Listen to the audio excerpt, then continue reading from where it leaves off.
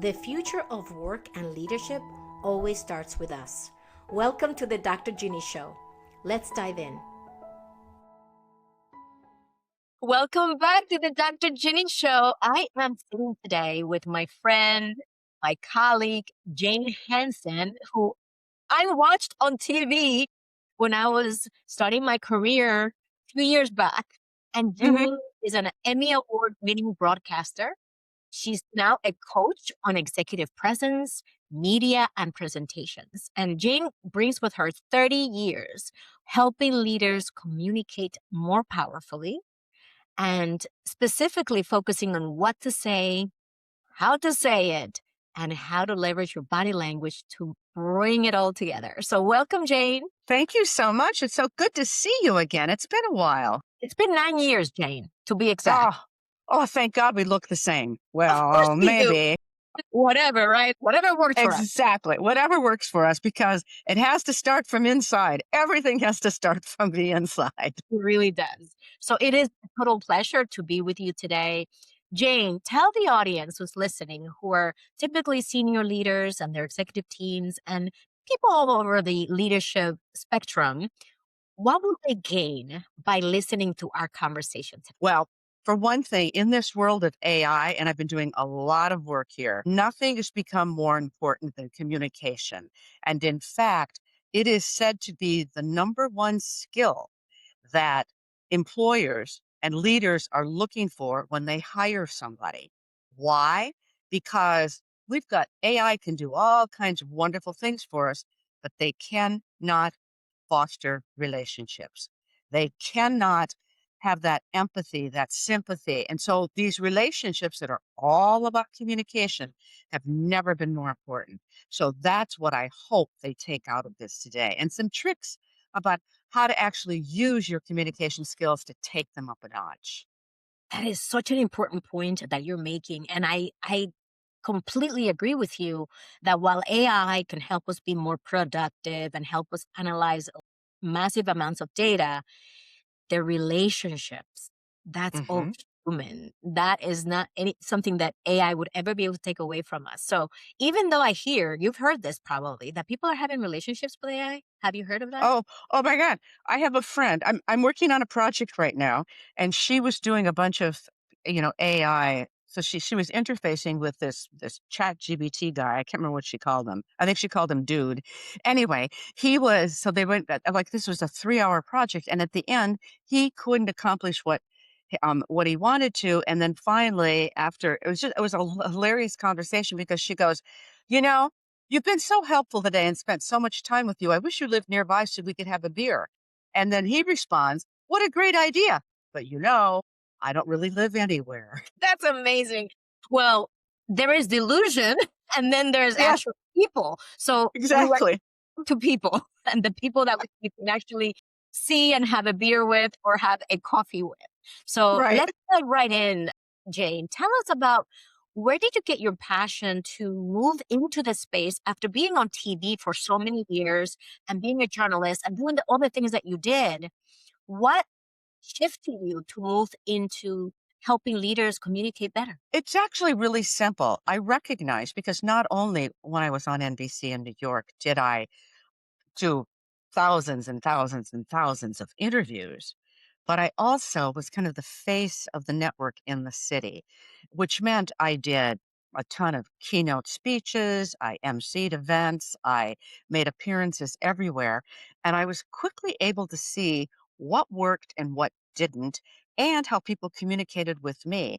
And I remember one day, because I worked really early morning hours for a long time, Yeah. and with news never takes a break. And it'll happen on Friday evening at 6 o'clock when you're prepared to leave on a long term vacation. And all of a sudden something happens. And guess what happens? You're not taking that vacation. And I wanted not to have deadlines, and I wanted to have the freedom of being able to make my own decisions about when I wanted to work and when I didn't want to. But I had an aha moment in the studio one day, because I was interviewing this guy, and I can't even remember. He was trying to tell people about a book he'd written. But he said something really interesting during the interview. So I took him down a completely different path, because I thought what he said was far more interesting than talking about the book. He Mm. never ever brought us back to the book. He didn't know how. So as we got off of the set, he said, I didn't get to say what I wanted to say. And I went, whose problem is that? Right. And a light bulb went off. And I said, I know how to teach people to get their message delivered. And that's when I thought, this is it. This is what I'm going to go do. And I've been doing it ever since. What a beautiful way to have that aha moment. And you are so right, because the audience who's listening, when Hmm. we are having conversations with, especially with very senior leaders, we have 10 minutes, we have 5 minutes of their Hmm. time. So we have to be so strategic in that short amount of time to get our message out, whatever that is, and to be able to frame it in a way that lands. So it requires a lot of emotional intelligence, doing your homework before you meet with the person so that you can at least have a sense of their style. Some people are very direct, some people find directness to be rude. So there's a lot of research and kind of just homework that needs to happen before you prepare your message. And that's what you're going to look at today. I know from speaking with you before, Jane, that you are a master at simplifying things.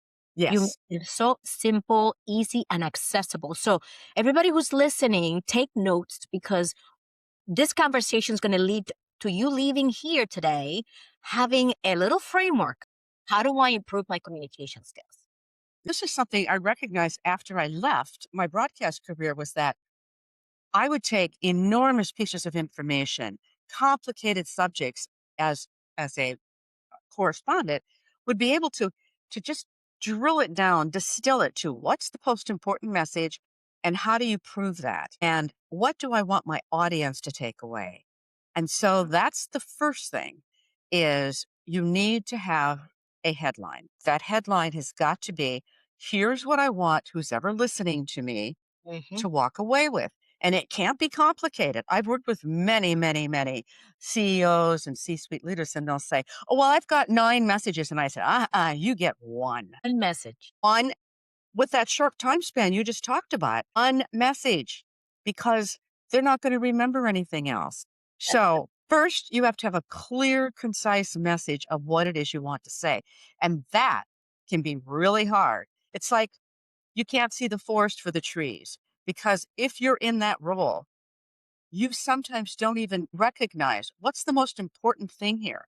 And it's different for different audiences. right. So it's what is that one key message going to be? Then you have to put a little context around it. And then you have, I like to have 3 points, but 2 points, 1 point, approving why that headline is important. And then sometimes there's never a call to action.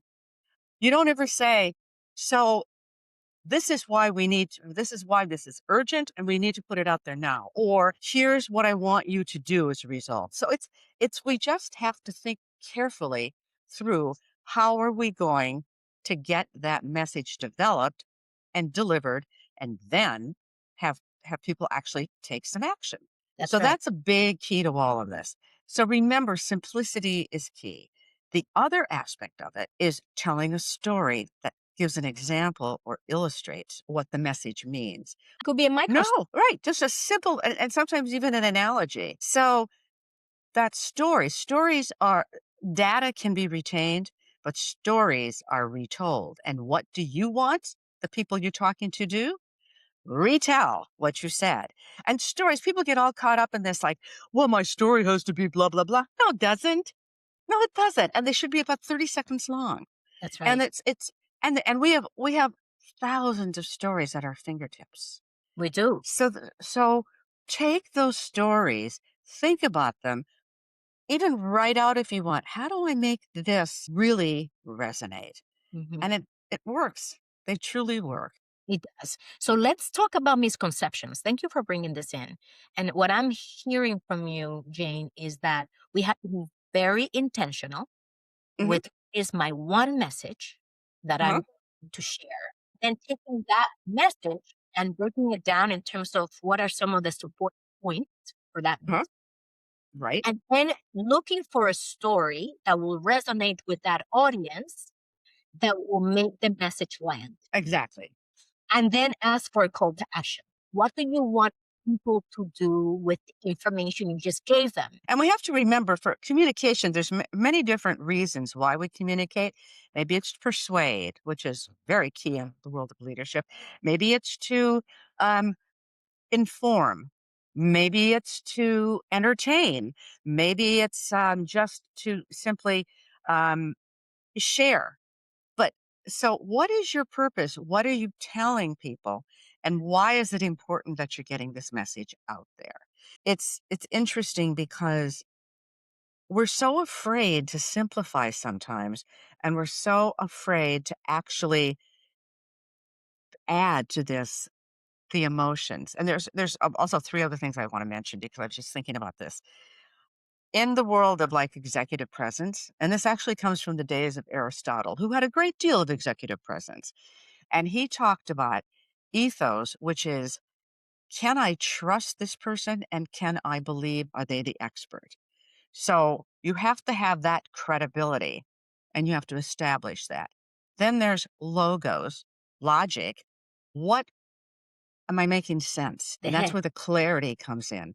And then the last part of that is pathos, which is about emotions. And am I appealing to their emotions? Now, I'm not talking about crying or anything like that. What I'm talking about is in persuasion. We are appealing to somebody's emotions about why this might work or why this is a good idea. And so that emotional intelligence and IQ has to come through. So, what is going to appeal to that audience? And it's different. And by the way, one of the most interesting things about today's workplace is we have 5 generations working. We have what's called the silent generation, people that are probably, in their 80s, because there are a lot of people still working, or they're the heads of the company, or they're on the board, whatever they are. Then we've got the baby boomers, who are the ones who are getting older now, but they still are very high positions. Then there's Gen X, which are people that are probably in their 50s for the most part. And then the millennials. Okay, then the millennials, and then you've got next gen. The oldest next gens are turning 29 now. So, and all these generations look at things differently. So there's a lot of intergenerational differences. Like next gens think anybody who's from, generation X on up that we don't know technology, which is baloney some days with some people, but absolutely true some days. So, and then baby boomers don't understand next gen because they don't think they have a real strong work ethic. I mean, there's all these stereotypes that are in there. How do you communicate? And people who are younger, they just want this. In fact, I was working with a tech company the other day who said the people who use their technology, sales associates, are so grateful to the company because they have an app they can use that means they don't have to interface as much like this because they're not as comfortable. Their soft skills are definitely lacking in this way. Right. So you've got all these different generations and we're all working in the same office or at least for the same company because the next gen really like to work from home. So let me ask Jane, what is the biggest challenge in communicating when you're working in a multi-generational workforce as a leader? I think it's actually having respect for what each brings to the table and being able to talk to them in a way that will actually make a difference. And so what I see is that I advise them to have these communication sessions, communication meetings, like maybe once a week, like a huddle. Let's just talk about what we're each working on. And and then also to take a real interest in developing a relationship with each other. So for example, I remember when I first went to work at NBC, I was really, really young. And when I walked in the door as a reporter, I was in my early 20s, and I saw all these veteran newscasters who were much older looking at me going, oh boy, what have we got here? So I took it upon myself to go to those veterans and say things like, hey, I'm being assigned this story today, and I know you've covered it for years. Tell me what I need to know that will help me do a better story. So it's me as a young person seeking advice and showing that respect. But on the other hand, if you're an older person in the workplace and maybe you are having trouble with some technology, going to them and saying, I know you're good at this. Will you help me? So it's really almost something so simple as asking for help, Yes. admitting that you've got an issue, admitting that maybe we could help each other. And you start to create relationships that will really thrive. Mentorship, we've all talked about mentorship for years. That's truly what mentorship Yes. is giving advice, giving wisdom, etc. People who've been in the workplace for a long time have a lot of wisdom. Ask them how to deal with something. But it's very challenging right now because we each are bringing different things to the party and we're not sharing what we bring. So I think having communication huddles, I like to call them, and they don't have to be long, 15 minutes, 20 minutes, maybe the beginning of the week, maybe the end of the week. What did we do this week? How did this go? What can we help you with? That kind of thing. Being really clear about difficult conversations because you have to have them. We shy away from them. Yes. And I talk about that a lot too in all of my work. Difficult conversations. First, you need to put yourself in the other person's shoes. Whether it's you're calling them in because they screwed up, or you're calling them in because maybe you've got layoffs, or you're calling them in because whatever it is, whatever the reason, maybe they're having a tough time with another person on the staff. So first thing is put yourself in their shoes and think, what are they thinking right now? How are they feeling? They're probably scared. They're probably apprehensive, or maybe they're mad. Whatever it is, you've got to start asking questions that will actually ease the friction because you want to make it seamless and frictionless. So have respect. I keep using that word, but respect is at the forefront. Whoever that person is, they're a human being, and no matter how badly a job they're doing, what you should wish for them is that maybe if you're letting them go, that they can go find the right place where they can be successful. So it's really about having a strong, good conversation that will make both people feel like they've come to a meeting of the minds and they can walk out knowing that they've been successful in that moment of communication. So, Jane, what I heard you say is to work best in a multi generational workforce. The number one insight I gleaned from you was respect each other's expertise, like respect each other's I call it your unique value proposition. Everybody brings something special to the table. What is that? Know that you have it and everybody else around you has it too. So get curious. What is that? So then lean on that. Lean on somebody else's expertise. And from your story about walking into a room full of veterans and you were like, oh my goodness, these are all people that I watch on TV, going to them with humility and asking them for help, which elevates their need for significance, actually meets their need for significance, and also their need for contribution. They're contributing to you and helping you. They're mentoring you, which feels really good inside. And then you being able, as the senior person, being able to also have the humility to go to a younger employee and say, you're really good at this. Would you show me how to do this? Or would you help me with this?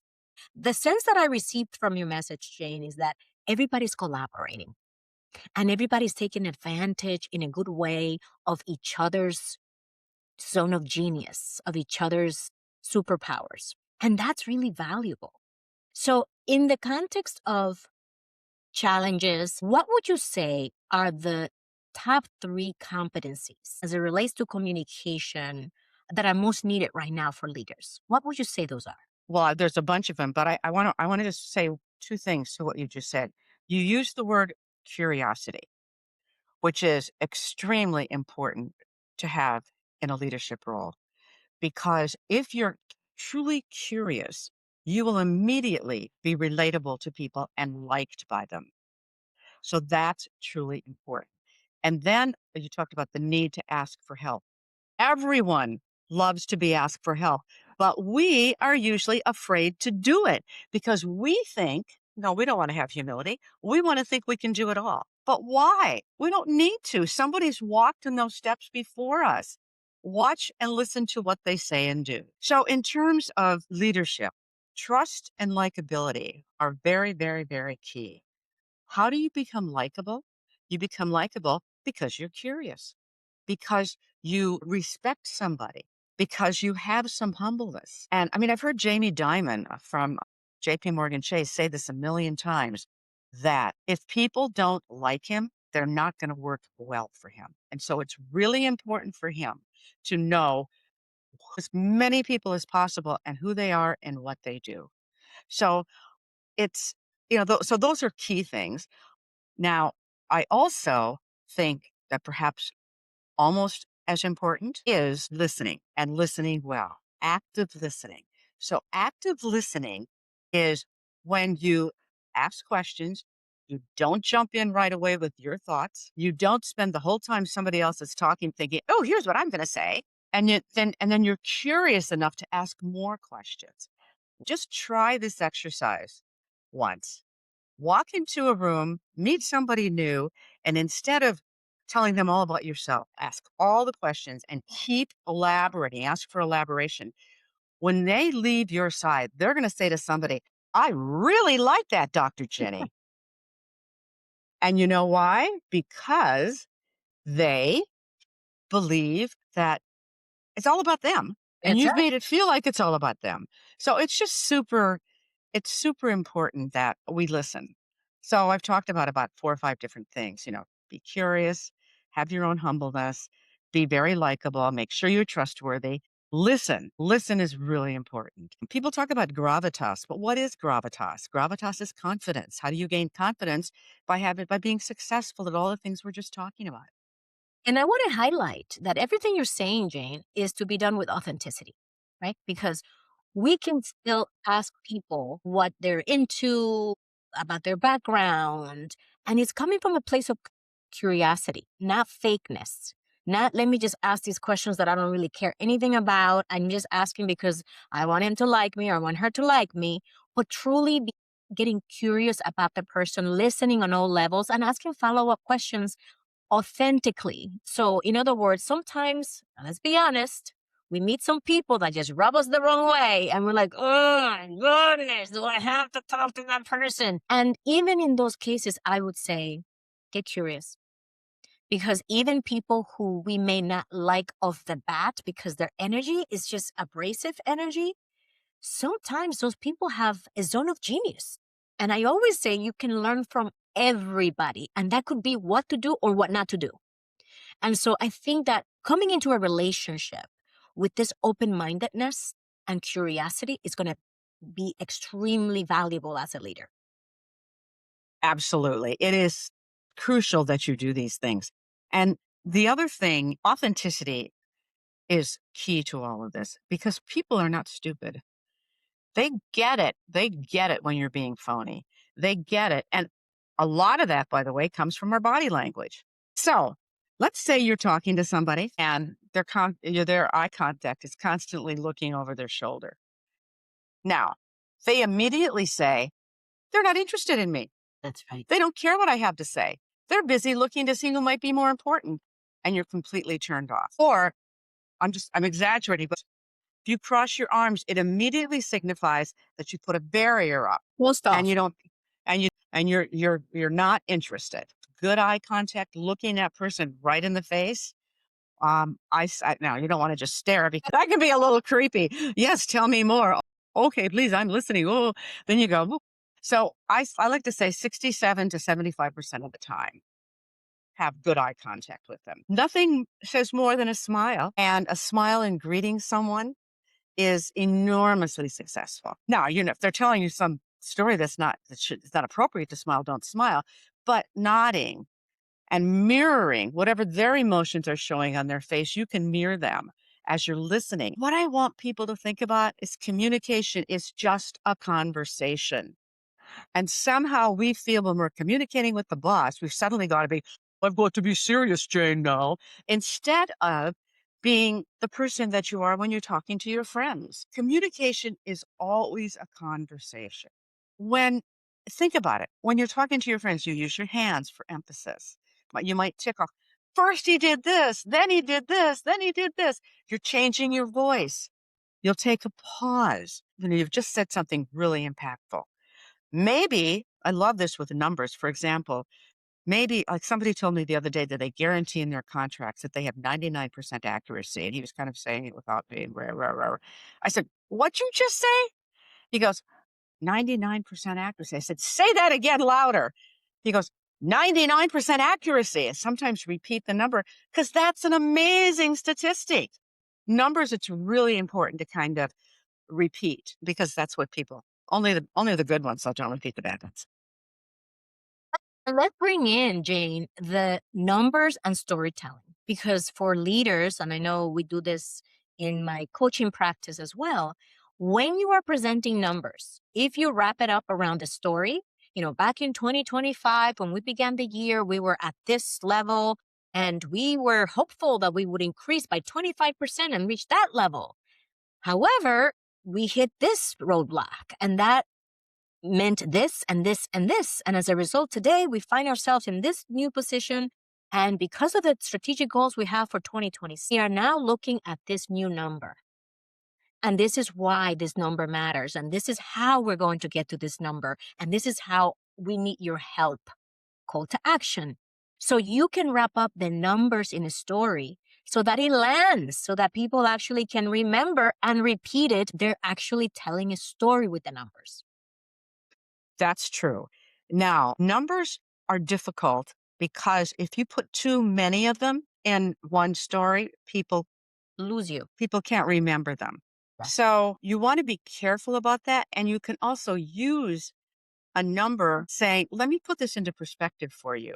Because of that, we had to lay off employees, or we had to recognize that we weren't bringing stock in enough to sell, inventory enough to sell. Or what we recognized because of those numbers is that we needed to adjust the way we were actually marketing. So instead of doing television commercials, we decided we were going to now do everything on social media or whatever it is, so that you're putting those numbers into some real activity or a real story. But it's one of the greatest storytelling companies in the world is the Walt Disney Company. Everybody, I guarantee you, everybody listening or watching has seen a Disney movie, right? Of course. They have a simple formula. Once upon a time, boom, boom, boom. I like to use Sleeping Beauty. Once upon a time, this beautiful princess, she lived in the forest. Every day she slept until one day a handsome prince came along. And then the handsome prince kissed her and they went off and lived happily ever after. So you're setting the scene, you're describing the current context, the plot, then you've got the action, and then The you've got the characters. conclusion. Yes. So it's people, place, plot, purpose. People get all caught up in, oh, is that story good enough? Or is that, oh, no, but I have to explain it like this and this. You just keep it simple. Again, just like you tell it to your friends. I guarantee that most people listening to this, what they say in the office about when they tell a story is not what they say when they go home and like tell their spouse or their best friend. With their best friend, they're going, you can't believe what happened. And blah, blah did this. And here's what I did. And what do you think? But in the office, they'll be like, oh, okay, well, I need to think about that. And then they're being inauthentic. And that is such a great point that you're making, Jane, because I know I fell prey to that when I was in corporate. I remember, especially at the beginning of my career, it wasn't even that early in my career, but it was 2000 and I began my career in 91. So it was 9 years into my career. I went into the office thinking that I was supposed to be a serious person, to be taken seriously. And I looked really young. At that time, I must have been 31 years old. And I remember that one day I went out with friends and coworkers, and we were celebrating a project that we finished. And I was myself. I was cracking jokes. I was very professional always, but I was being myself. And people said to me, "Who are you? And can you bring her to the office, please? Because she's a lot of fun." And that was my epiphany moment to say, I didn't even realize I was checking my personality at the door when I went into the office. From that day forward, I began to show up authentically in my bubbly personality, joking with people when appropriate, serious when appropriate. And I began to feel better in my own skin, and people automatically seeing that authenticity gravitated toward me, and my personal brand just skyrocketed because I was being myself. It was unbelievable. So thank you for bringing that in, But that we that's need what to be ourselves. happens. Yeah. You know, Indra Nooyi, who was the chairperson of PepsiCo for so many years, I interviewed her not that long ago. And she said, I want my people to bring their whole self to work. Whatever it is, be there, be who you are, because you'll be far more successful because you are relatable, Yes. because you're authentic, because people now feel like they like you and they can trust you. Now, you just identified one other thing, which was women sometimes have a hard time with this because we feel like we've got so many things working against us in an office. It's better now, but it's still not perfect. And so we feel like in order to be taken seriously, we have to act seriously, especially when we're young. Exactly. But we don't. We have to let that real us come through. And the other thing you just mentioned was brand. You said your own personal brand, Yes. which allowed you to be where you are today by showing that. We all have a brand, and we can't make the mistake of believing that our company is our brand. Because I made that mistake. I mean, I could call up people and say, "Hi, Jane Hanson from NBC," and they immediately returned my phone call. They immediately did what I wanted because of the power of the media. Once I left it, I thought, "Oh my God, I don't have that power anymore. What am I going to do?" And I wasn't clever enough to figure out how to create my own brand the whole way along. So I had to start that over. So I want people to understand they are creating a brand every single day of their life. Allow that brand to be you. So there's two parts. Your job is not your ID, but your brand is who you are. You and I can talk all day long. I have received so much from you today, Jane, and that I want to just wrap it up and say I heard a lot about the multi generation, how we need to show each other respect and grace and curiosity and bring our authenticity to work. When we craft our messages, we need to be very intentional in selecting one idea, creating a story around that idea so that people can remember what we share with them. And also to be intentional about even like the message that we're sharing with them and the call to action that we want them to take. You talked about the importance of bringing your whole self to work and the importance of specifically women who may see that there's many obstacles in front of us to begin embracing our authenticity earlier. And that leads us to our lightning round. What would you tell your younger self, Jane, today, knowing what you know about life? To take more risks, Mhm. to not be afraid, to ask more often for help. What would that have looked like for you? It would have been me. I mean, I had a wonderful, wonderful career at NBC and I had a really amazing time. But what it would have looked like was for me to also go out on a limb about a story or say, let me try doing that. Don't let me be in a pigeonhole of being an anchor. Let me do my own thing. Now, I ultimately got my own show, but I only got it after I kept persevering and asking and asking and asking to the point where they got so sick of me asking that they said, oh, do it. But it's really about take those risks. What's the worst thing that can happen? Yeah, they say no, but I also believe that no can frequently mean yes if you present it in the right way. There you go. And it also makes you more resilient. And if we believe that it is about the journey, not the destination, the fact that you're advocating for yourself, that you're in self trust, that you have agency, that alone changes you inside. And what happens externally, listen, not everything happens the way we want it to happen. Who you become in the process, that's what matters most. There is no destination. The whole thing is a journey. So enjoy every step of the way. And advocating for yourself is saying, I believe in myself. And that's really important. You are talking about valuing yourself. And one thing I see is that people don't value themselves as much as they should. You are you. You're the only person like you that exists. Look at what you do really well, hone in on that, believe in it, and don't doubt yourself. You can do it. Yes. Second to last question. If you had no limitations on time, resources, budget, what would you do?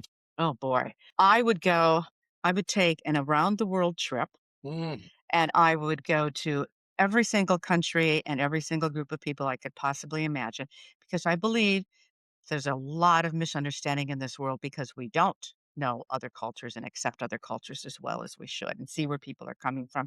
And I would do a multitude of stories and shows about all of the wonderment that's out there and trying to understand each other, because we need to communicate better as a world globally. I think we'd be a lot better off.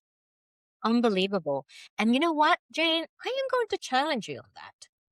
I know Okay. we've known each other for at least 9 years now. What could be a micro expression of that? Like, you may not do every country in the world, but what could you do? So I'm going to leave you with that. Well, I could write stories and tell stories that are just from Yes. communities around where I live, where other people live, etc. But again, it's all about talking and listening to others so that we understand them.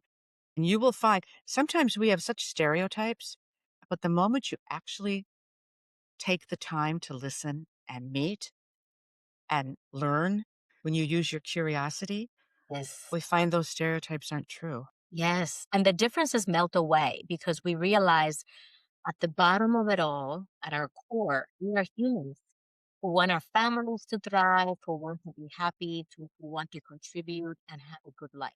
At our core, that's what we all want. So thank you for that beautiful message. So we're going to close with, what was the best piece of advice, Jane, that you ever received? It was to turn critics into friends. Mm.